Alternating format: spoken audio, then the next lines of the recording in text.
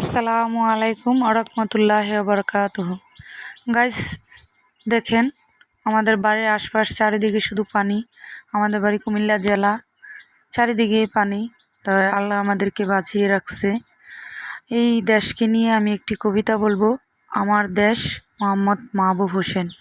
সবুজ শ্যামল দেশটি আমার প্রিয় জন্মভূমি, সোনার মতো দেশটি ভাই কোথায় পাবে তুমি। 12 মাসে 13 পার্বণ সারা বছর জুড়ে, সোনার ফসল ফলায় কৃষক খালি মাঠটি ভরে।